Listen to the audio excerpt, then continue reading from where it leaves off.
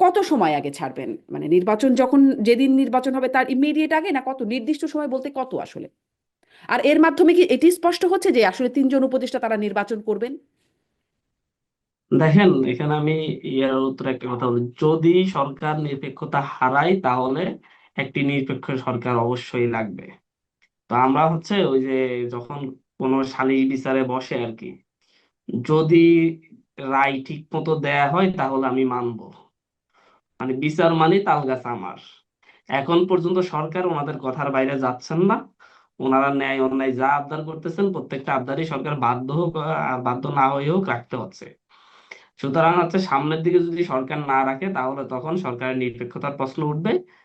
তখন আমরা বলবো যে হচ্ছে সরকার নিরপেক্ষ না, আমাদের নতুন সরকার লাগবে। বিষয়টা এমনই দাঁড়াচ্ছে। যেমন ধরুন হচ্ছে আপনার, আপনি মাল্টিপ্ল্যানের সামনে একজনকে প্রকাশ্যে কুপিয়ে তার থেকে টাকা পয়সা ছিনতাই করে নিয়ে যাবেন, কিন্তু সরকারের পুলিশ ধরতে গিয়ে আবার ধরতে গেলে নেতা কর্মী নিয়ে তাকে, পুলিশকে আক্রমণ করবেন, পুলিশকে আহত করে আবার সেই সাদাবাসকে তুলে নিয়ে যাবেন। মুন্সিগঞ্জের একটা থানায় মানে হচ্ছে চাঁদাবাজির মামলায় কাউকে অ্যারেস্ট করা হলো, সেই থানার ভিতর থেকে তাকে হামলা করে ছিনিয়ে নিয়ে যাওয়া হলো। তারপর আবার সেখানে বৈষম্য ছাত্র আন্দোলনের শিক্ষার্থীরা প্রতিবাদ করার পর তারপর তাকে আবার ধরে আনতে হলো। এই যে তো অহরহ অহরহ ঘটনা করছে। দীর্ঘ সময় ধরে ভূমিহীনদের ভূমি আপনি জোর করে দখল করে রাখছেন। এখন এক্সিলেন্ট উদ্যোগ নিয়ে কারো সহযোগিতা নিয়ে ভূমি অফিস সেই ভূমিহীনদের ভূমিগুলা যেটা সরকার বন্দোবস্ত দিয়েছে সেটা বুঝিয়ে দিতে চাচ্ছে। তখন আপনি এক্সিলেন্ট অফিসে গিয়ে হামলা করে যে হচ্ছে ভূমি অফিস কেন মানে হচ্ছে এই ভূমি বুঝাই দিচ্ছে, এই জন্য হচ্ছে আপনারা নিজেরা বুঝাই দিবেন, ভূমি অফিস বুঝাই দিবে না, কারো সহযোগিতা নিবে না, নিলে আমাদের সহযোগিতা নিবে। সুতরাং হচ্ছে আমি সেখানে ঢুকে গিয়ে হামলা করে সবকিছু ছিঁড়ে বিড়ে আমি চলে আসবো, কেউ কিছু করতে পারবো না। এটা হচ্ছে একটা ত্রাস, মানে হচ্ছে দল ক্ষমতায় আসে নাই তো, না আসতে এই অবস্থা, যখন আসবে তখন কি অবস্থা হবে বাকিটা আল্লাহ ভরসা। ঘাট বলেন, মাঠ বলেন আর রাস্তা বলেন প্রত্যেকটাই দখলে থাকবে। এটাই হচ্ছে নিরপেক্ষতা এই এইরকম দখলের কিছু ক্ষেত্রে। অভিযোগ, আব্দুল হান্নান মাসুদ, আপনি যে অভিযোগগুলো বিএনপি নেতাকর্মীদের বিরুদ্ধে বলছিলেন, এই অভিযোগগুলো ঠিক আপনাদের বিরুদ্ধে, বৈষম্য বিরোধী ছাত্র আন্দোলনের বিরুদ্ধেও আছে। যে হাসপাতালে গিয়ে আপনারা, মানে সেরকম ভিডিও দেখা যাচ্ছে যে পরিচালককে সেখানে একটা হুমকি ধামকি, একদম পুলিশের কর্মকর্তা, ডিআইজি বা কোনো একটা পদস্থ কর্মকর্তা, দেখছিলাম, ভিডিও দেখছিলাম, বৈষম্য বিরোধী ছাত্র আন্দোলন গিয়ে বেশ উঁচু স্বরে তাকে হুমকি ধামকি দিচ্ছেন। এই ভিডিওগুলো দেখা যাচ্ছে। আপনাদের বিরুদ্ধেও নানান জায়গায় চাঁদাবাজির অভিযোগ উঠছে। আপনারাও স্থানীয় সরকারের বিভিন্ন প্রশাসনের বিভিন্ন জায়গায় গিয়ে টেন্ডার বিষয়ে নানান রকম চাপ প্রয়োগ করছেন। সেখানে বিএনপি এবং আপনারা দুইজনই চাপ প্রয়োগ করছেন, এমন নানান খবরও কিন্তু আসছে, আব্দুল হান্নান মাসুদ। না, এমন নানান খবর আপনাদের কাছে আছে কিনা আমি জানি না, কিন্তু আমি ডিএজি ময়মনসিংহের ডিএজি সেই খবরটা আমি দেখেছি। তো সেই খবরটা যেটা মিডিয়াতে যেভাবে এসেছে সেটা সেরকম কিছু ঘটেইনি। সেই জায়গায় ওখানে গিয়েছে, যাওয়া হয়েছে কারণ হচ্ছে সেখানে আওয়ামী লীগের লোকজনদেরকে বাঁচিয়ে দেওয়া হচ্ছে। শিক্ষার্থীর একটা প্রতিবাদের ভাষাটা ভালো হয় নাই, সেইটা নিয়ে আমরা প্রতিবাদ নিজেরাও জানিয়েছি। বাট আমি যে উদাহরণগুলো বলছি আসলে সারা দেশে ব্যাপক হারে যেটা হচ্ছে সেই দিকের কথাই বলছি। তো এই যে তো কাজগুলো হচ্ছে নিরপেক্ষতা, আসলে বাংলাদেশে আমরা তো হচ্ছে অনেক বড় স্বপ্ন থেকে জীবন বাজি রেখে ফেলেছিলাম, এখন এই সময় এসে মনে হচ্ছে যে হচ্ছে কাদের জন্য জীবন বাজি রেখেছি। আবারও যদি সেই রিক্সাওয়ালাদের থেকে এখনো যদি চাঁদাটা 10 টাকা করে নিতেই হয় তাহলে জীবন বাজি রেখে 2,000 মানুষ জীবন দেওয়ার দরকারই কি পড়লো।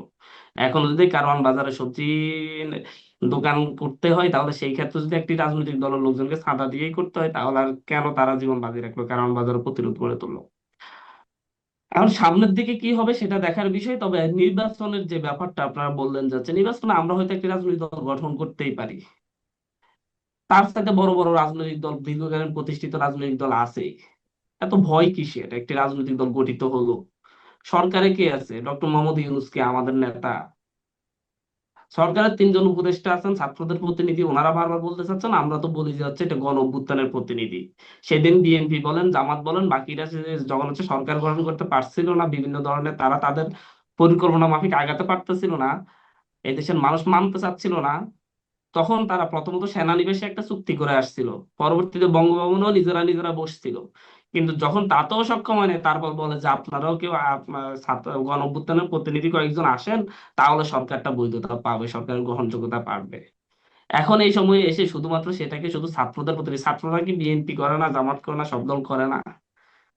অভ্যুত্থানের প্রতিনিধি হিসেবে 3 জন সরকারে আছেন, তারা যদি কখনো বিএনপিতে সেনানিবাসে যোগ কি দিতে চুক্তি হয়, করে আসছিলেন? মানে সেনানিবাসে সেটা তো কে আপনারাই চুক্তি করে জানেন। আসছিলেন, কি চুক্তি করে আসছিলেন? সেটা নিয়ে তো নিউজ হয়েছে, অনেকগুলো নিউজ হয়েছে, সেনানিবাসে কি আলোচনা হয়েছে কি হয় নাই, বঙ্গভবনে কি আলোচনা হয়েছে, আমার দেশ পত্রিকায় খোলামেলা অনেক লেখা এসেছে, একটু পড়ে নিলে একটু যদি আপনারাও একটু আমাদেরকে একটু স্মরণ ক্লিয়ারলি হতে করিয়ে দেন, পারবেন। মানে একটু রিলেট করি না, আমি কথাটার আর সঙ্গে, স্মরণ মানে কি করিয়ে দিতে চুক্তি, কে চাচ্ছি চুক্তি না, করলো আমি সংক্ষেপে? স্মরণ করিয়ে দিতে চাচ্ছি না।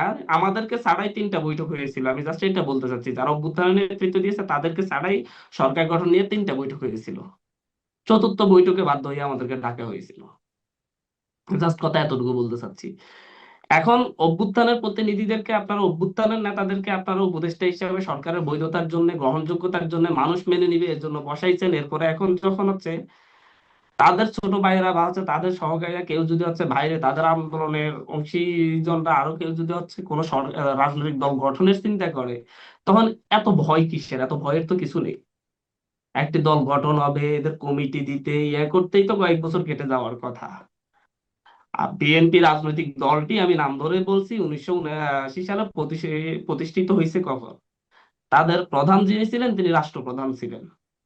তাদের প্রথম 10 জন নেতা যারা ছিলেন তারা প্রত্যেকে মন্ত্রী ছিলেন। ডিজিএফআই এনএসআই কে ব্যবহার করে করে তারা রাজনৈতিক নেতাদেরকে, বিভিন্ন ইউনিভার্সিটি শিক্ষকদেরকে এনে এনে তাদের দলে ঢুকিয়েছে। বিএনপি দলটার গঠন এখন দীর্ঘ সংগ্রামের মধ্যে দিয়ে, দীর্ঘ আন্দোলনের মধ্য দিয়ে আজকে একটি গণতান্ত্রিক দেশের একটা বড় রাজনৈতিক দলে পরিণত হয়েছে, আমরা স্যালুট জানাই।